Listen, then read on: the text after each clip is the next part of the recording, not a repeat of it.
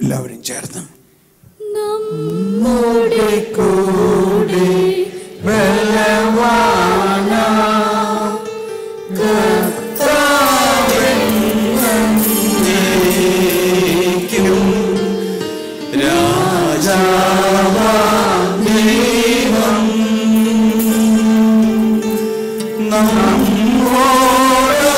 നമ്മോടൊത്തെന്നും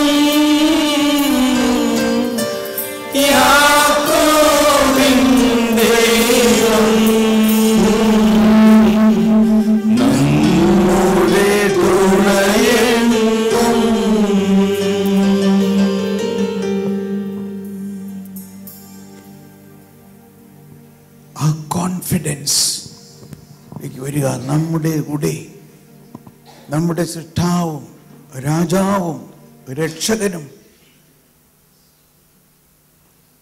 ആദിയും അന്തവും ആയ ദൈവം നമ്മോട് കൂടെയുണ്ട്.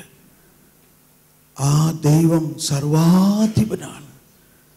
സർവജ്ഞനായ ഭരണകർത്താവും അങ്ങയുടെ ഭവനത്തിൽ വസിക്കുന്നവരുടെ വിസ്മയനീയനായ പരിപാലകനും സകല നന്മകളുടെയും സകല സൗഭാഗ്യങ്ങളുടെയും ഉറവിടവുമായ ദൈവമേ, അങ്ങയുടെ സ്വഭാവത്തിനൊത്ത വിധം ഞങ്ങളുടെ മേൽ കൃപയായിരിക്കണമേ. കൃപ, ആ കൃപ നമ്മിലേക്ക് ഒഴുക്കിക്കൊണ്ട് നമ്മളെ പരിപാലിക്കുന്ന ഒരു ദൈവം നമ്മുടെ കൂടെയുണ്ട്. Be confident. ആത്മധൈര്യത്തിലേക്ക് വരിക. ആ ദൈവം അറിയാതെ നമ്മൾക്കൊന്നും സംഭവിക്കുന്നില്ല. എന്നാൽ നമ്മുടെ ജീവിതത്തിൽ ഭയാനകമായ സംഭവങ്ങൾ ഒരുപക്ഷെ ദൈവം അനുവദിക്കുന്നുണ്ട്, സംഭവിക്കുന്നുണ്ട്. അത് ദൈവം അറിഞ്ഞുകൊണ്ടാണ്. അതെല്ലാം നന്മയ്ക്കായിട്ട് മാറ്റാൻ ദൈവത്തിന് കഴിയും. വിശ്വസിക്കുക.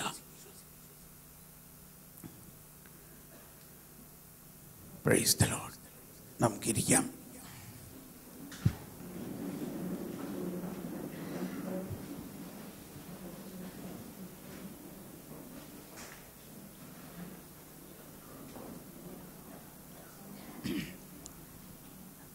So, how are you all doing? സന്തോഷമാണോ? രാവിലെ മുതൽ എല്ലാവരും ചോദിക്കണേ സന്തോഷമാണോ സന്തോഷമാണോ. എന്തുകൊണ്ടാണ് അങ്ങനെ ചോദിക്കണേ?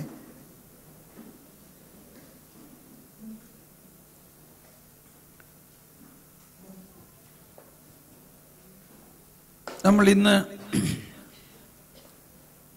വാസ്തവത്തിൽ ദമ്പതി ധ്യാനമാണ്, നമ്മുടെ കുടുംബ ധ്യാനമാണ്, ഫാമിലി ധ്യാനമാണ്.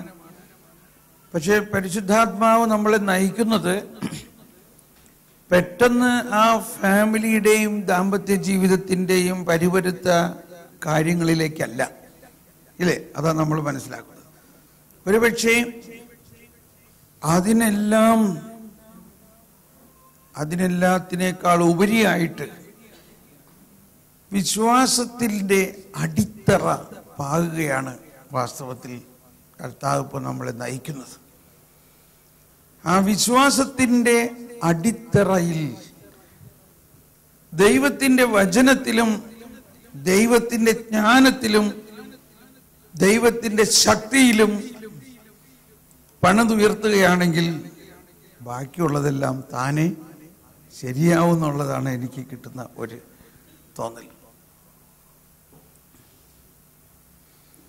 അതുകൊണ്ട് ഇന്നലെ ഞാൻ പല പ്രാവശ്യം ആ തീമിൽ നിന്ന് മാറാൻ ശ്രമിച്ചിട്ടും എനിക്ക് മാറാൻ പറ്റുന്നുണ്ടായിരുന്നില്ല. പരിശുദ്ധാത്മാവ് ശക്തമായിട്ട് നമ്മളെ ഒരു പുതിയ കാഴ്ചപ്പാടിലേക്ക്, വിശ്വാസത്തിൻ്റെ യഥാർത്ഥ സത്യത്തിലേക്ക് നമ്മളെ നയിച്ചു.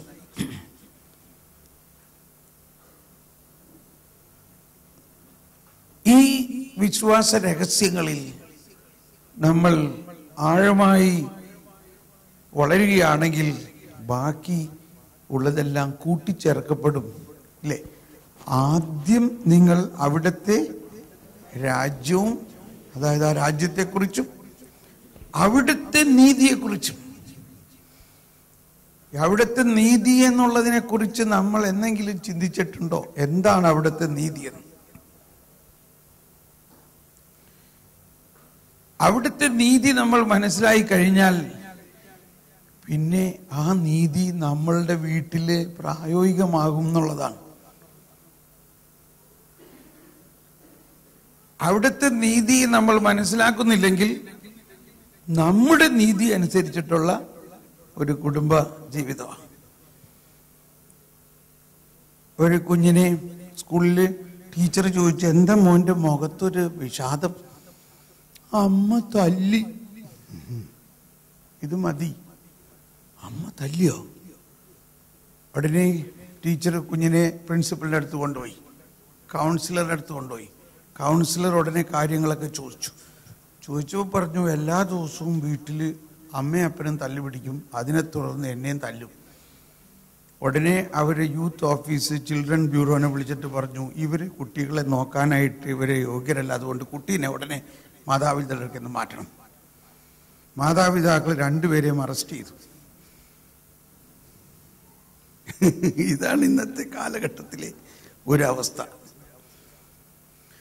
അപ്പോഴാണ് അപ്പൻ പറഞ്ഞു, എങ്ങനെയാണെങ്കിലും നമുക്ക് രണ്ടുപേർക്കും ജോലി ചെയ്ത് ശരിയാവില്ല, ഒരാൾ കുട്ടീനെ നോക്കിയിരിക്കാം, ഒന്നില്ലെങ്കിൽ നീ അല്ലെങ്കിൽ ഞാൻ, ഇത് നമ്മൾ തീരുമാനിക്കണം. അങ്ങനെ സാവധാനം അവർ 15 ദിവസമായിട്ട് ജയിലിൽ കിടന്നു. അത് കഴിഞ്ഞിട്ട് കുട്ടീനെ കുറേ നാൾ സോഷ്യൽ ഓഫീസ് നോക്കി, അവരൊരു ഫോസ്റ്റർ പാരൻസിൻ്റെ അടുത്ത് വിട്ടു. അത് കഴിഞ്ഞ് കുട്ടീനെ തിരിച്ചു കൊണ്ടുവന്നു. ഇവരൊരാൾ വീട്ടിൽ നിൽക്കാൻ തീരുമാനിച്ചു. അപ്പോൾ ഇങ്ങനെയൊക്കെയുള്ള സംഭവവികാസങ്ങളാണ് ഈ കാലഘട്ടത്തിൽ ഉണ്ടാവുന്നത്. കുടുംബജീവിതം, നമ്മൾ നാട്ടുംപുറത്ത് നമ്മൾക്ക് കിട്ടിയിരിക്കുന്ന ഒരു ട്രെയിനിങ് ഇതാണ്. നമ്മളുടെ നാട്ടുംപുറത്ത് മാതാപിതാക്കൾ കുട്ടികളെ വളർത്തിയിട്ടുള്ള ആ ഒരു ട്രെയിനിങ്ങാണ് നമുക്കുള്ളൂ. നമ്മളെ 5ഉം 10ഉം കുട്ടികളുള്ള കുടുംബത്തിൽ നിന്നായിരിക്കാം, പക്ഷേ അവിടെ ആ അമ്മ ഇത് നിങ്ങളെപ്പോലെ ജോലി ചെയ്യണ അമ്മ ആവില്ല, ഇല്ലേ? ആണോ? അവിടെ 2-3 സഹായികളുണ്ടാവും, അമ്മാമ്മയുണ്ടാവും. ഇവരൊക്കെ ആയിട്ട് ഇങ്ങനെ വേറൊരു കുടുംബജീവിതമാണ്.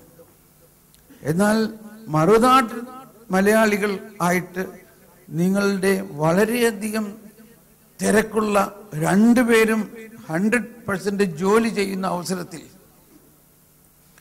കുടുംബജീവിതം നാട്ടിലെ ചില നാട്ടുനടപ്പനുസരിച്ച് പോയാൽ ഒരിക്കലും ശരിയാവില്ല. നിങ്ങൾക്ക് നിങ്ങളുടേതായിട്ടുള്ള ദൈവത്തിൻ്റെ വചനത്തിലും ദൈവത്തിൻ്റെ കാഴ്ചപ്പാടിലൂടെയുമുള്ള ഒരു പുതിയ ശക്തമായ ഒരു ശൈലി വേണം. അതുകൂടാതെ നമ്മൾ എല്ലാ ദിവസവും നാട്ടിൽ ഫോൺ ചെയ്യുകയും ചെയ്യും. എന്നിട്ട് അവിടെ നിന്ന് കിട്ടുന്ന ഡയറക്ഷൻ ആയിരിക്കും ചിലപ്പോൾ ഇവിടെ നിങ്ങൾ പ്രാവർത്തികമാക്കുന്നത്.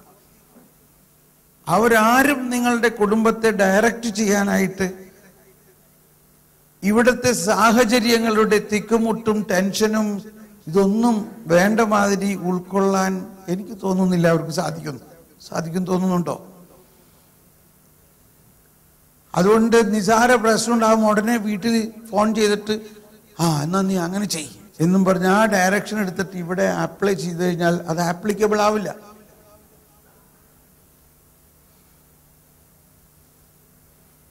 അല്ലെങ്കിൽ നാട്ടിലെ ഏതെങ്കിലും ഒരു കൗൺസിലറിന് ഫോൺ ചെയ്തിട്ട് ഇതൊക്കെയാ പ്രശ്നം ഇവിടെ, എന്നാ നിങ്ങൾ അങ്ങനെ ഇങ്ങനെ ചെയ്യും, അതും ശരിയാവില്ല. പിന്നെ എങ്ങനെ ചെയ്യണം?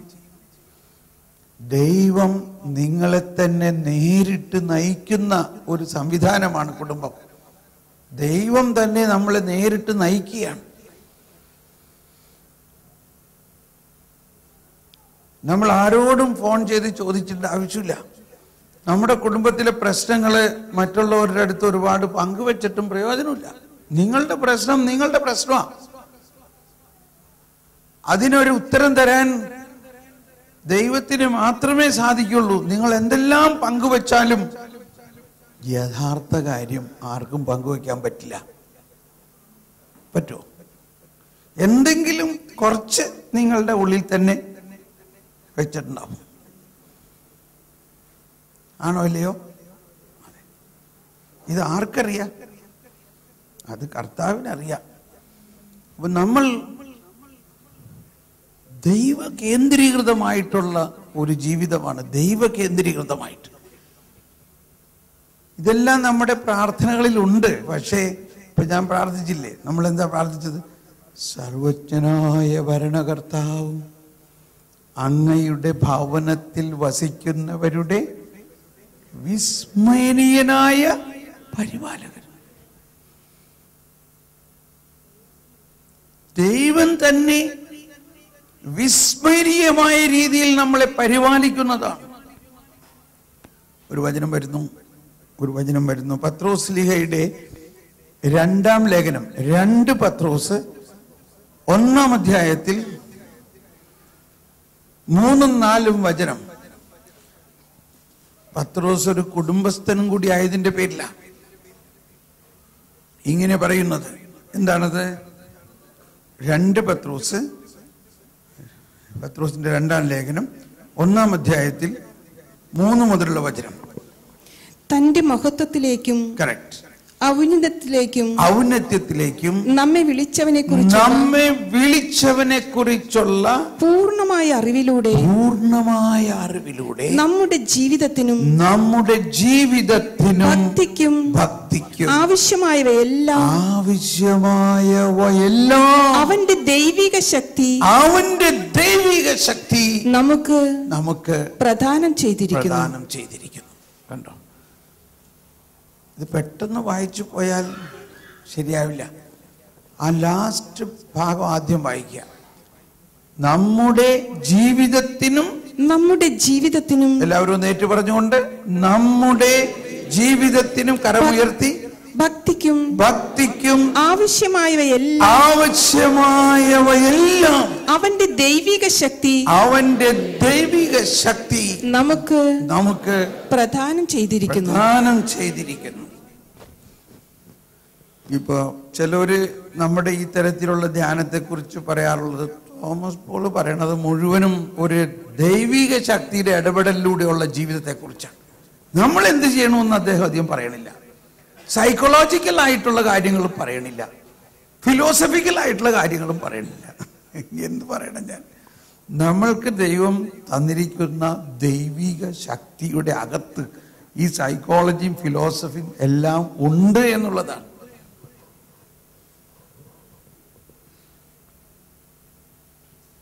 ഇവിടെ പത്രോസ് പറയുന്ന ഒരു കാര്യം ശ്രദ്ധിക്കണം. ജീവിതത്തിനും ഭക്തിക്കും. എന്താണ് അതിന്റെ അർത്ഥം? ജീവിതവും ഭക്തിയും രണ്ടല്ല വാസ്തവത്തിൽ. നമ്മൾ പലപ്പോഴും പള്ളിയിൽ പോകുന്നു, പ്രാർത്ഥിക്കുന്നു, അത് ഒരു ട്രാക്ക്, ജീവിതം വേറൊരു. ജീവിതത്തിന് ആവശ്യമായ ഊർജവും ശക്തിയും നയിക്കലുമാണ് ദൈവിക ശക്തി. നമ്മുടെ ഡിവോഷനിലൂടെ, നമ്മുടെ പ്രാർത്ഥനയിലൂടെ നമുക്ക് കിട്ടേണ്ടത്. ഒരു ചടങ്ങാണ്, കൊച്ചേ ഞായറാഴ്ച പള്ളി പോ, ഓക്കെ പള്ളി പോ. ഇല്ല, ഇന്ന് ഞാൻ പോണില്ല, ആളുകൾ എന്ത് പറയും? പള്ളി പോയില്ലെങ്കിൽ ആളുകൾ എന്ത് പറയും? നമ്മൾ തന്നെ ഇന്നൊരു ദിവസം ഇത്തിരി ബുദ്ധിമുട്ടാണ്, സുഖമില്ല, പള്ളിയിൽ പോകണ്ടെന്ന് വെച്ച് കഴിഞ്ഞാൽ ചിലപ്പോൾ പള്ളിയിലൊക്കെ ആൾക്കാർ നമ്മളെ കാണാണ്ടാവുമ്പോൾ എല്ലാവരും കൂടി വീട്ടിലോട്ട് വരും. പിന്നെ അതിലും വലിയ പ്രശ്നം. അതുകൊണ്ട് വേഗം പോകാം. നമ്മളെ പള്ളി കണ്ടില്ലെങ്കിൽ അവരെന്ത് വിചാരിക്കും? വല്ല അസുഖമൊക്കെയാണെന്ന് വിചാരിച്ചിട്ടേ എന്ത് പറ്റിയെന്ന് ഉദ്ദേശിച്ചിട്ട് കാണാനായിട്ട് എല്ലാവരും കൂടി വീട്ടിൽ വന്നു കഴിഞ്ഞാൽ പിന്നെ അവർക്ക് ചായ ഉണ്ടാക്കണം, അവർക്ക് കടി ഉണ്ടാക്കണം, വീട് ഒരുക്കിയിടണം, ഇതെല്ലാമായിട്ട്. അപ്പോൾ സുഖമില്ലാണ്ട് വീട്ടിൽ കിടക്കണേൽ നല്ലത് പള്ളിയിൽ പോകാം.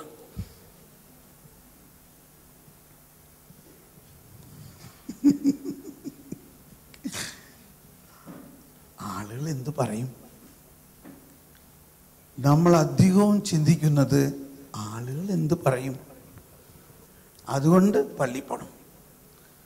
ചെറുപ്പം മുതലേ ഉള്ള ഒരു സ്വഭാവമാണ് കുരിശ് വരയ്ക്കണം വൈകുന്നേരം ആയി കഴിഞ്ഞാൽ, അതുകൊണ്ട് കുരിശ് വരയ്ക്കണം. പക്ഷെ ഈ കുരിശ് വരയ്ക്കുന്നതും ഈ പള്ളി പോക്കും തമ്മിൽ നമ്മുടെ ജീവിതത്തിന് എന്ത് ബന്ധം? നമ്മൾ അങ്ങനെ ഒരു ബന്ധം സ്ഥാപിച്ചുകൊണ്ടാണോ നമ്മൾ ഈ കാര്യങ്ങൾ ചെയ്യണേ? അതാണ് വേണ്ടത്. നിങ്ങളുടെ ജീവിതത്തിനും ഭക്തിക്കും ആവശ്യമായ ദൈവിക ശക്തി, His divine power has bestowed on us everything which is required for our devotion and life. ഒന്നുകൂടി വായിച്ചേ. നമ്മുടെ ജീവിതത്തിനും, എല്ലാവരും ഏറ്റു പറഞ്ഞുകൊണ്ട്, നമ്മുടെ ജീവിതത്തിനും ഭക്തിക്കും ആവശ്യമായവയെല്ലാം അവന്റെ ദൈവിക ശക്തി നമുക്ക് പ്രദാനം ചെയ്തിരിക്കുന്നു. ഇപ്പൊ ഇത് ജീവിതം നമ്മളെ സംബന്ധിച്ച് കുടുംബ ജീവിതമാണ് നമ്മുടെ ജീവിതത്തിന്റെ പ്രധാന രഹസ്യം.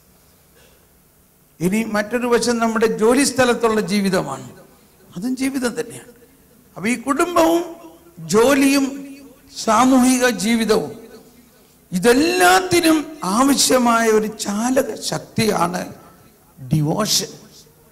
എന്നാൽ ആ ഡിവോഷനും ദൈവത്തെക്കുറിച്ച് അറിയാതെ വെറും ഒരു തന്ത്രവും മന്ത്രവും പോലെ സമയം ഡിവോഷനിൽ ചെലവാക്കിയാൽ കൊണ്ട് നമുക്ക് ശക്തി ലഭിക്കുന്നില്ല.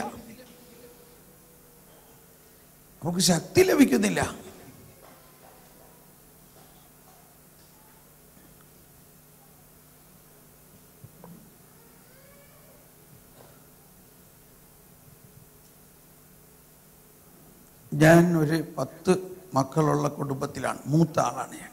എൻ്റെ അമ്മ ഇപ്പോഴും ജീവിച്ചിരിപ്പുണ്ട്, അപ്പൻ മരിച്ചു. ഞാൻ അപ്പനെ കുറിച്ച് ചിന്തിക്കുമ്പോൾ കാണുന്നത്, എൻ്റെ മനസ്സിൽ വരുന്ന ആദ്യത്തെ ചിത്രം, പ്രഭാതത്തിൽ ഞാൻ എണീക്കണ സമയത്ത് കണ്ണു തുറക്കുമ്പോൾ കാണുന്നത് അപ്പൻ അവിടെ ആ കിടക്കയുടെ അടുത്ത്, കട്ടിലിൻ്റെ അടുത്ത് തന്നെ മുട്ടുകുത്തി നിന്ന് പ്രാർത്ഥിക്കുന്ന ഒരാളാണ്. കട്ടിലിൻ്റെ അടുത്ത് തന്നെ മുട്ടുകുത്തി കുറേ സമയം ഇങ്ങനെ പ്രാർത്ഥിക്കും. അത് കഴിഞ്ഞ് ഞങ്ങളെ എണിപ്പിച്ച് ഞങ്ങളെ കൊണ്ട് പ്രാർത്ഥിപ്പിക്കും. പിന്നെ ഞങ്ങളെല്ലാവരെയും വിളിച്ച് പള്ളിയിൽ കൊണ്ടുപോകും. വൈകുന്നേരമായാൽ 8 മണിക്ക് എവിടെയെല്ലാം പോയാലും 8 മണിക്ക് ആള് വീട്ടിലുണ്ടാവും. കുടുംബ പ്രാർത്ഥന. ആ കുടുംബ പ്രാർത്ഥന ഒരു പ്രയർ ഗ്രൂപ്പ് ലീഡ് ചെയ്യുന്ന മാതിരി അപ്പൻ തന്നെ ലീഡ് ചെയ്യും. അത് വളരെ സീരിയസ് ആയിട്ടുള്ള റെസ്പോൺസിബിലിറ്റി ആയിട്ടാണ് അദ്ദേഹം എടുത്തിരുന്നത്. ആ ഡിവോഷനും ലൈഫും തമ്മിലൊരു ബന്ധം എപ്പോഴും കണ്ടിട്ടുണ്ട്.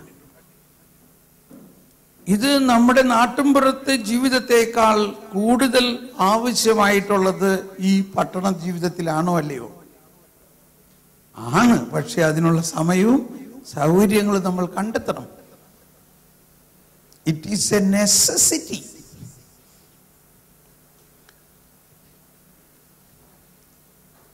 ചിലപ്പോൾ ഭാര്യയും ഭർത്താവും വഴക്കടിച്ചിരിക്കേയിരിക്കും. പക്ഷേ ആ കുരിശുവരയുടെ സമയമായപ്പോഴേക്കും ഇനി ആരാദ്യം, അപ്പൊ പറയും വാ കുരിശ് വരയ്ക്കാം. ശരി. അപ്പൊ ഒരു കമന്റ് വേണി അടിച്ചേക്കാം, ഈ വഴക്കടിച്ചിരുന്നിട്ട് പിന്നെ കുരിശ് വരച്ചിട്ട് എന്ത് കാര്യം, ഞാനില്ല എന്ന് പറയും. അപ്പൊ വീണ്ടും എന്തെങ്കിലും ആവട്ടെ എന്ന് വിചാരിച്ചങ്ങ് കുരിശ് വരയ്ക്കാൻ ചെല്ലും. കുരിശ് വരച്ച് സ്വർഗസ്ഥനായ പിതാവ് ചൊല്ലിക്കഴിയുമ്പോൾ അടുത്ത ആൾ ഉത്തരം തരണ്ടേ? ആ ഉത്തരം തരുമ്പോഴേക്കും വഴക്ക് പകുതി തീരും. അങ്ങനെ കുരിശുവര കഴിഞ്ഞു കഴിയുമ്പോഴേക്കും പ്രശ്നം അവസാനിക്കും. നമ്മൾ വിചാരിക്കാത്ത മാതിരി, അതാണ് വിസ്മയനീയമായ കാര്യങ്ങൾ. വിസ്മയനീയതയുണ്ട്. നമ്മളെല്ലാം അവരങ്ങനെ പറഞ്ഞെന്തിനാ, അതിനാദ്യം സമാധാനം പറയണം, എന്നിട്ട് കുരിശ് വരച്ചാൽ മതി. മറിച്ച് കുരിശ് വരച്ച് കഴിഞ്ഞിട്ട് അത് സംസാരിക്കാം. കുരിശ് വരച്ച് കഴിയുമ്പോഴേക്കും ദൈവിക ശക്തി, അവന്റെ ദൈവിക ശക്തി നമ്മളെല്ലാവരിലും വസിക്കുന്നു. നമ്മിൽ വസിക്കുന്ന ത്രിത്വം നമ്മളിലും നമ്മുടെ ഭർത്താവിലും ഭാര്യയിലും മക്കളിലും എല്ലാം ഒരുപോലെ വസിക്കുന്നു. ആ ത്രിത്വം നമ്മുടെ ജീവിതത്തിലെ കുറവുകളെയെല്ലാം നികത്തുന്ന ഒരു സംവിധാനമാണ്. നമ്മുടെ ജീവിതത്തിലെ കുറവുകളെയെല്ലാം നികത്തുന്നു. അപ്പൊ ദൈവിക ശക്തിയിൽ ആശ്രയിക്കാതെ നമുക്ക് കുടുംബജീവിതം പടുത്തുയർത്തുക സാധ്യമല്ല. അതാണ് സങ്കീർത്തനമെല്ലാം. ഈ സങ്കീർത്തനം പല വീടിന്റെയും പാതുക്കൊക്കെ എഴുതി വെച്ചിട്ടുണ്ട്. കർത്താവ് ഭവനം പണിയുന്നില്ലെങ്കിൽ പണിക്കാരന്റെ അധ്വാനം വ്യർത്ഥം. നമ്മളിത് വീട് പണിക്ക് കല്ലിടുമ്പോൾ അല്ലെങ്കിൽ വീട് വെഞ്ചരിക്കുമ്പോഴൊക്കെയാണ് എഴുതി വെക്കാറ്, ഇതില്ലേ? പക്ഷെ ഇതൊരു സ്ട്രക്ചറൽ ഭവനത്തെക്കുറിച്ചാണോ ഇവിടെ പറയണേ? അതോ രക്തമാംസങ്ങൾ കൊണ്ടുള്ള മനുഷ്യ ഹൃദയങ്ങളിൽ നിറഞ്ഞ പിതാവും പുത്രനും, അതായത് അപ്പനും അമ്മയും മക്കളുമായ ഭവനത്തെക്കുറിച്ച്? കർത്താവ് ഭവനം പണിയുന്നില്ലെങ്കിൽ പണിക്കാരന്റെ അധ്വാനം വ്യർത്ഥം. സങ്കീർത്തനം എത്രയാ? 127. സങ്കീർത്തനം 127 വായിച്ചോ. സങ്കീർത്തനം 127.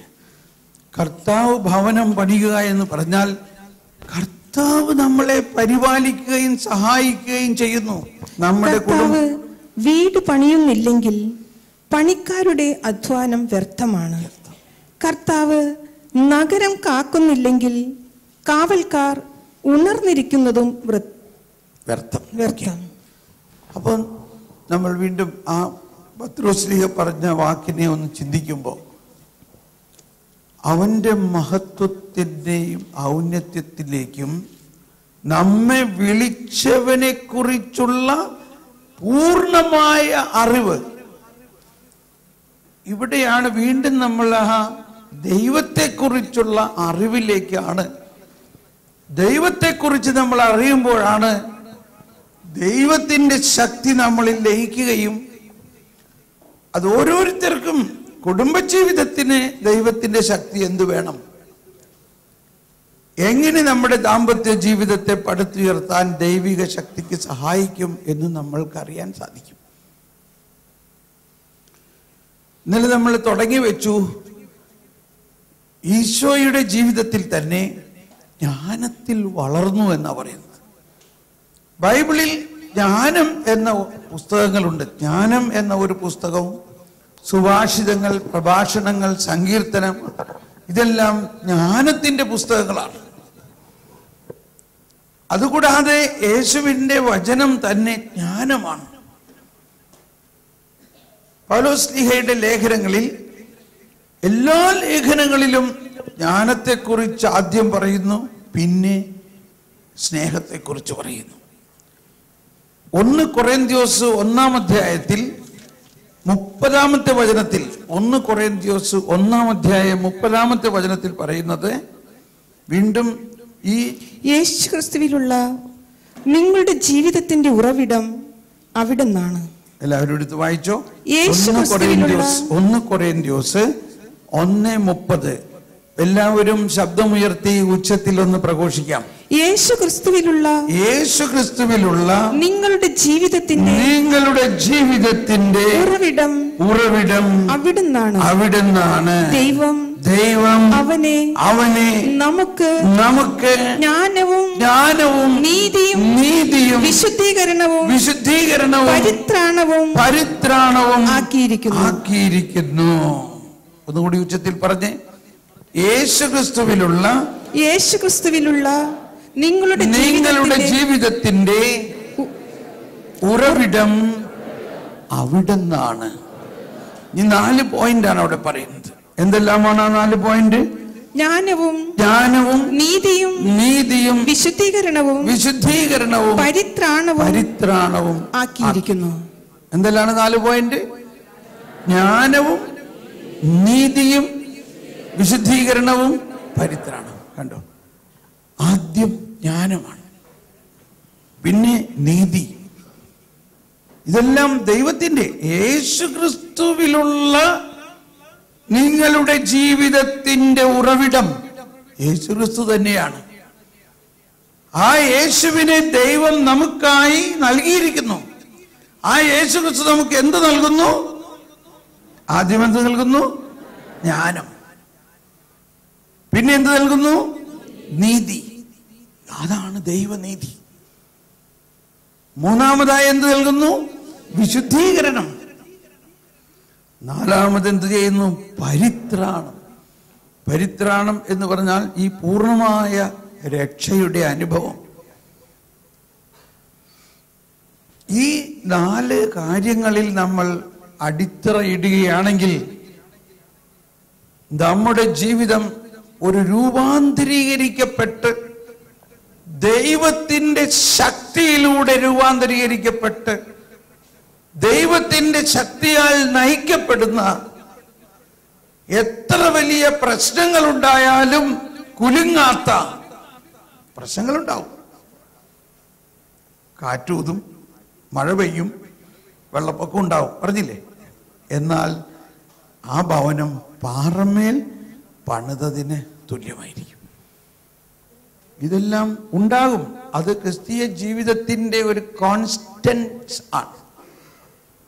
പക്ഷെ അതെല്ലാം ഉണ്ടാകുമ്പോഴും അതിനെയെല്ലാം അതിജീവിക്കുന്ന ഒരു സമാധാനവും ശക്തിയും ഒഴുകുന്ന ഒരു അനുഭവവും നമുക്കുണ്ടാകും.